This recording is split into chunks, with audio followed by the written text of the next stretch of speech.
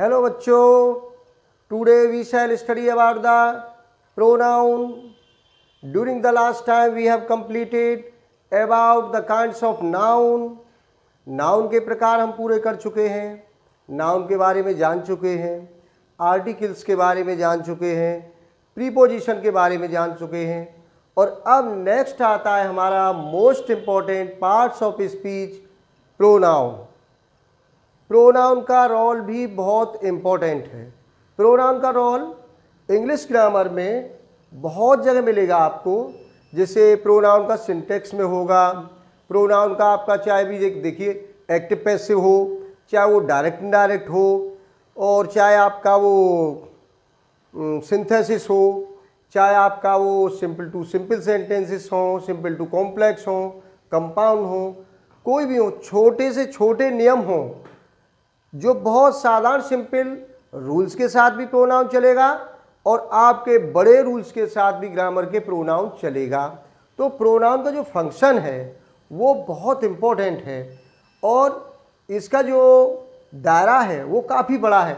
जब देखेंगे हम इसको, अभी पढ़ेंगे नंबर बाय नंबर पढ़ेंगे हम प्रोनाउन को, तो जब आपको इसके जितने भी जो काइंड्स हैं वो सामने आ जाएंगे और उन सभी काइंड्स के बारे में जब आप देखोगे कि किस प्रोनाउन का कहाँ पर रोल है ग्रामर में, कहाँ पर पर्सनल प्रोनाउन अपना रोल कर रहा है, कहाँ पर इंटरोगेटिव प्रोनाउन कर रहा है, कहाँ एक्सक्लेमेटरी प्रोनाउन कर रहा है, कहाँ रिलेटिव प्रोनाउन प्रयोग कर रहा है, तो हर प्रोनाउन एक बड़ा फंक्शन इंग्लिश ग्रामर में करता है।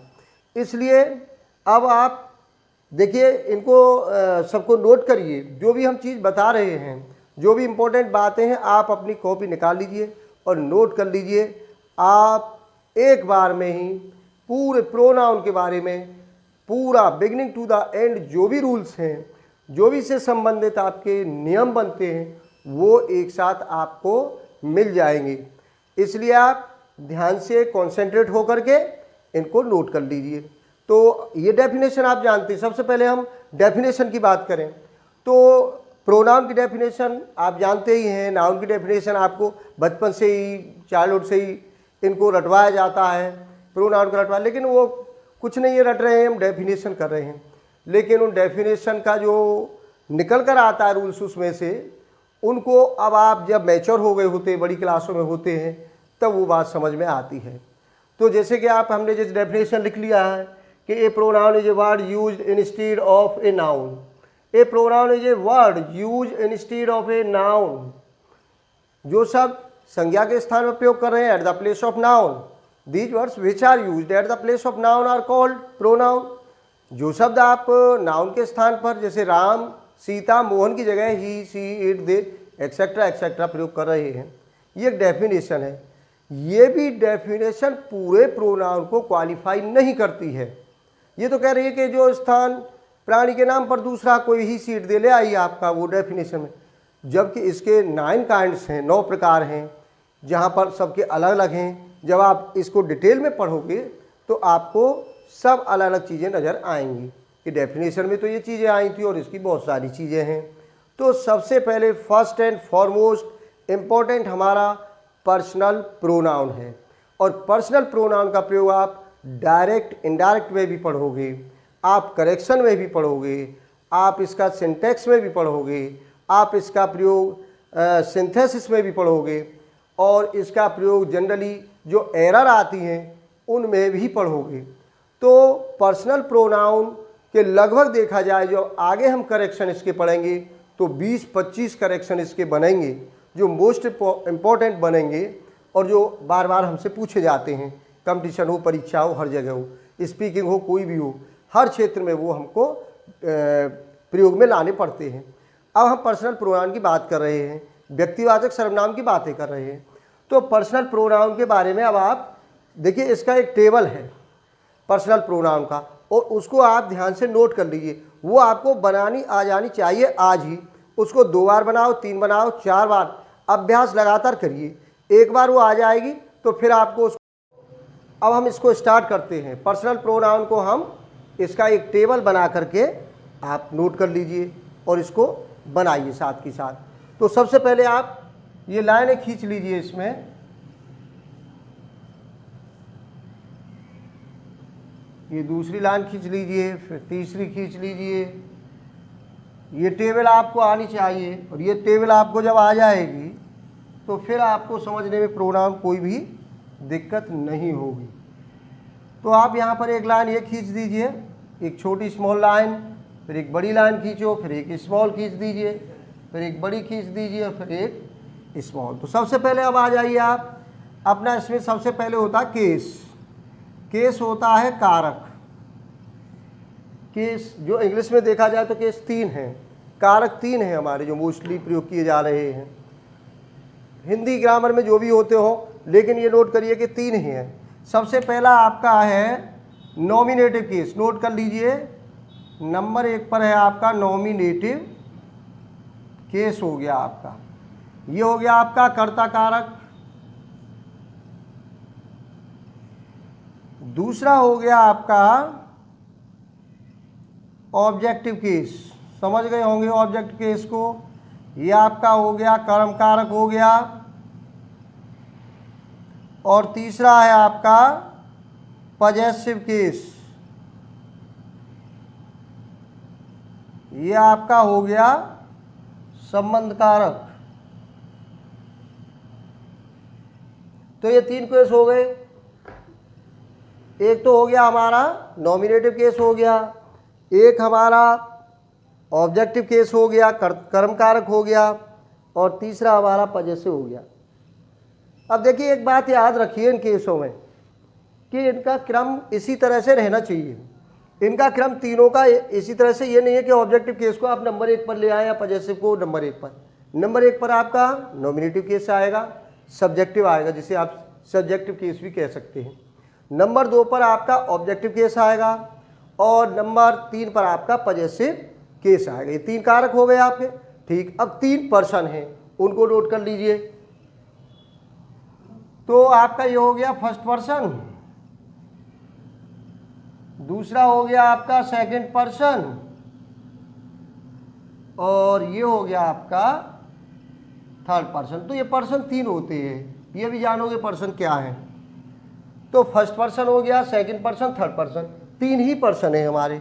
अब फर्स्ट पर्सन में हमारा ये है, पहला जो कॉलम को जानिए तो ये सिंगुलर है, ये आपका प्लूरल है, ये आपका फिर सेकंड पर्सन में सिंगुलर है, ये प्लूरल है, ये थर्ड पर्सन में आपका सिंगुलर है, और ये आपका प्लूरल है। ये एक वचन बहुवचन फर्स्ट पर्सन का, सेकंड पर्सन का सिंगुलर नंबर एक वचन, प्लूरल बहुवचन, ऐसे ही थर्ड पर्सन में एक सिंगुलर और प्लूरल होगा। ठीक, अब बात करते हैं कि हमारे फर्स्ट पर्सन से आपसे पूछा जाए कि फर्स्ट पर्सन प्रोनाउन कौन कौन से हैं, फर्स्ट पर्सन में हमारे कौन से प्रोनाउन आएंगे, तो आप बताओगे हमारे फर्स्ट पर्सन के प्रोनाउन हैं आई और वी। अब ये पूछ लेता है कि आई वी कौन से केस के हैं, तो ये है नॉमिनेटिव केस।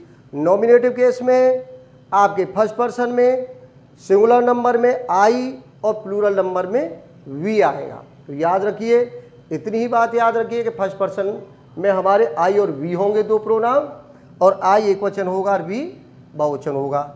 सेकंड पर्सन के सिंगुलर में भी अब आपका यू होगा, और मॉडर्न इंग्लिश में यू हो गया है। पहले दाई दाऊ दाइन होता था, वो अब कोई शब्द नहीं रहा, वो लैटिन शब्द था, खत्म हो गया।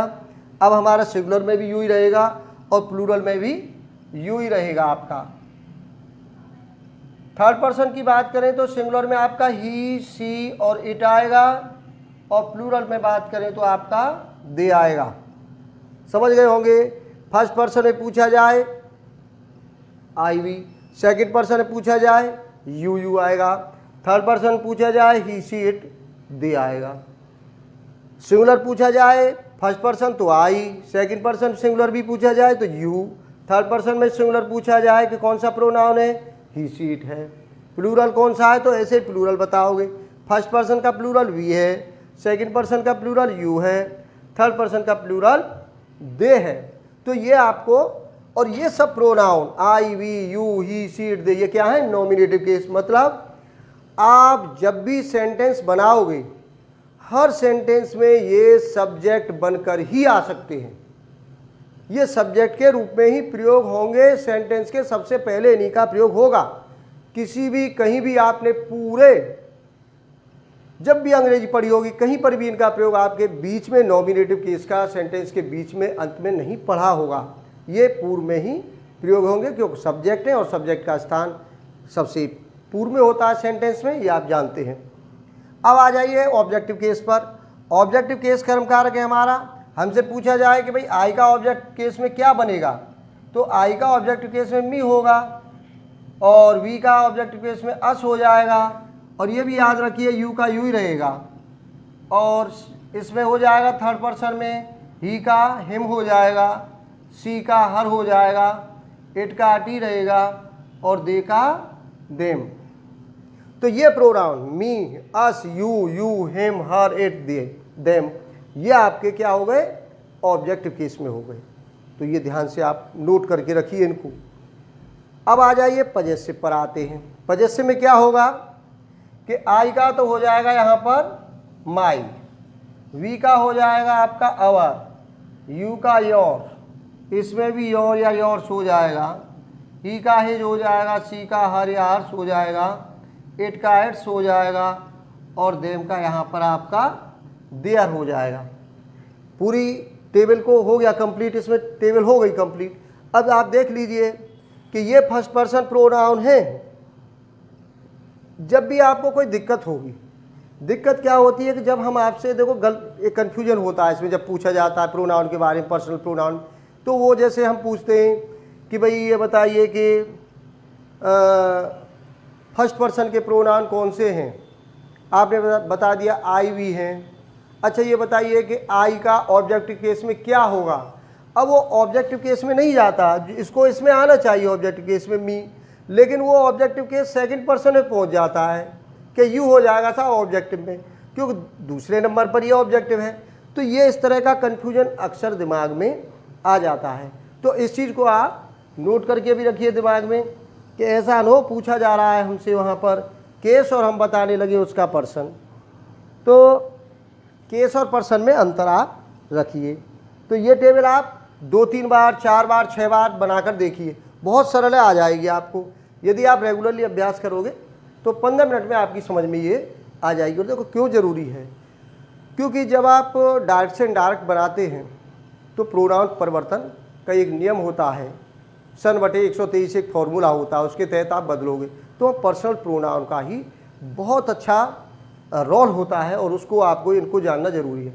जब ये आपको बनानी आ जाएगी तो फिर आपको दिक्कत नहीं होगी कि कहीं प्रोनाउन में आप गलती कर रहे हैं, तो क्योंकि बहुत सारी जगहों पर प्रयोग होता है, आप ये जानते हैं। तो ये देख लीजिए, पजेसिव केस की बात करें, ये ऑब्जेक्ट हो गया। पजेसिव में आई का पूछता है हमसे कि भाई आई का पजेसिव में क्या होगा, आप कह दोगे माई होगा। वी का क्या होगा, आवर होगा। कहेगा यू का पजेसिव क्या होगा, योर होगा। ही का पजेसिव हिज हो जाएगा। सी का हर हो जाएगा। इट का इट्स हो जाएगा।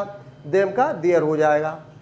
अब ये भी नोट रखिए, एक मोटी सी बात है कि आई के साथ अपना की अंग्रेजी क्या लाओगे, माई। वी के साथ अपना की अंग्रेजी अवर। यू के साथ अपना की अंग्रेजी योर।